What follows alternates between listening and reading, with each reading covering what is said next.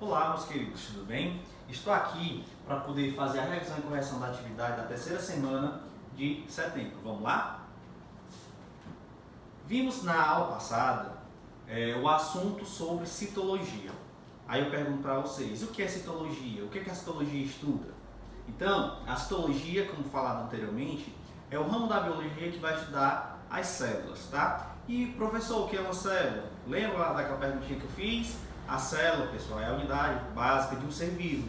Então, vimos lá no mapa conceitual da aula passada o que era uma célula, os componentes da célula e a correlação, a diferenciação. Hoje a gente vai falar exatamente sobre isso, tá? Então, quando se fala dos tipos de células, vai ter as células procariontes e as células eucariontes, que vão se diferenciar aí tanto nas estruturas, como também no formato. Como a gente pode observar aqui nesse mapa conceitual, que foi disponibilizado para vocês lá na plataforma do Classroom 1, juntamente lá com uma atividade com 3 questões, tá? Então, analisando aqui esse mapa conceitual, o que a gente pode observar?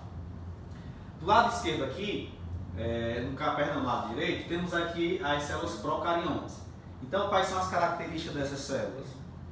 A ausência de núcleo definido, presença de pequenas moléculas de DNA circular livres no citoplasma, conhecida aí como plasmídios, ausência de organelas membranosas, presença de ribossomos menores e menos complexos que os de eucariontes, ausência de citoesqueleto e, como representante, a gente tem um exemplo as bactérias. Já as células eucariontes ali que a gente tem no lado esquerdo, temos aí presença de núcleo verdadeiro com material genético envolvido por membrana nuclear, presença de organelas membranosas, retículo plasmático rugoso, o retículo plasmático liso, temos aí dentre outras.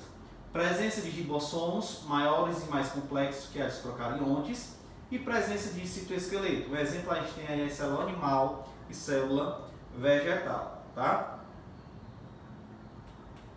A atividade era, como eu falei anteriormente, composta de 3 questões, perguntava o seguinte na primeira questão. Com base nas características das células, quais as principais diferenças entre as células procarionte e eucarionte? Vocês poderiam muito bem colocar o que já estava escrito aí no mapa conceitual, como a gente pode observar, tá? Você colocando aí essas características, já estava, a questão já estava correta.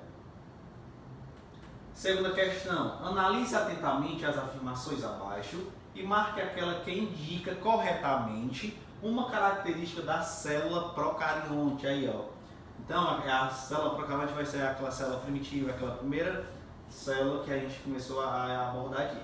Então, lendo aqui os itens, a gente pode observar que o item correto seria o item B. Por quê? O item B está falando o seguinte: a ausência de envoltório nuclear é uma característica marcante das células procariontes, ou seja, ela não vai ter aí um núcleo debilitado por uma membrana, tá? O item A, a célula procarionte apresenta carioteca. Errado. Quem apresenta carioteca é a eucarionte. O item C, nas células procariontes não há organela com retículo endoplasmático, mitocôndria e ribossomos. A única organela presente nas células procariontes vai ser os ribossomos. E, professor, qual é a função do ribossomos? Sintetizar proteína. O item D, a célula procarionte é rica em mitocôndria. Errado. Porque mitocôndria a gente não encontra mitocôndria nas células procariontes. E o item E, o DNA na célula procarionte está localizado no núcleo, ou seja, isso também está errado porque, como a gente viu, como as células procariontes apresentam o DNA de formato circular, ela é encontrada lá no citoplasma, visto que não tem aí essa membrana que vai delimitar o material genético. E a terceira questão, todas as estruturas abaixo são observadas nas células procariontes, exceto a ribossomos, acabamos de ver sim que ela apresenta, citoplasma, também tem citoplasma, DNA, tem DNA, e o item D, mitocôndrias, vimos que as células procariontes não apresentam, e o item E, membrana plasmática, ou seja, o item correto seria o item D. Então, pessoal, foi isso. Eu espero que tenham gostado. Continue estudando e até a próxima aula.